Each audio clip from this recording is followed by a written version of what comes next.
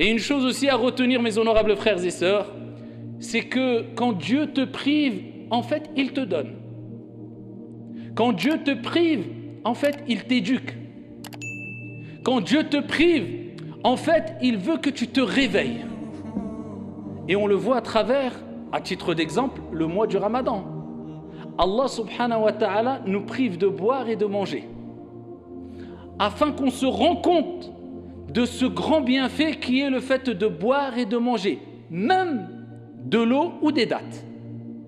Mais si on n'est pas privé, eh bien on banalise les bienfaits trop facilement, et trop longuement, et de manière ingrate. Et on mange et on boit quelquefois sans remercier Dieu, sans prendre conscience que c'est un des plus grands bienfaits parmi ces bienfaits de la vie d'ici-bas.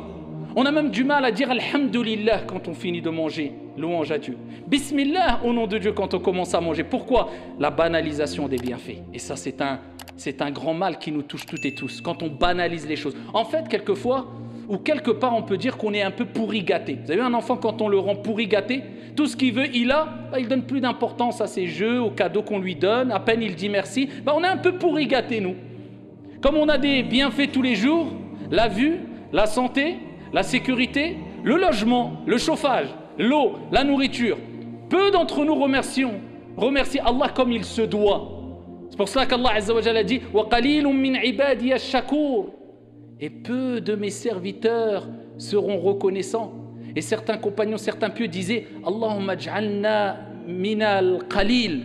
Oh Allah, fais de nous des gens qui font partie du peu, de la petite quantité. Parce que Dieu a dit peu vont être reconnaissants vis-à-vis d'Allah. Et quand Dieu te prive, eh bien c'est pour te rappeler à l'ordre, pour te dire, tu vois, tu l'avais et tu ne donnais aucune importance, maintenant tu l'as plus. Maintenant tu vas retrouver ce que tu avais perdu. Eh bien, donne de l'importance à ce que tu avais, ce que tu as perdu, ce que tu as retrouvé. Eh bien, pareil pour le jeûne. La journée, le fait d'être privé de boire et de manger, eh bien le soir, on se rend compte du grand bienfait de la nourriture, ne serait-ce que de l'eau.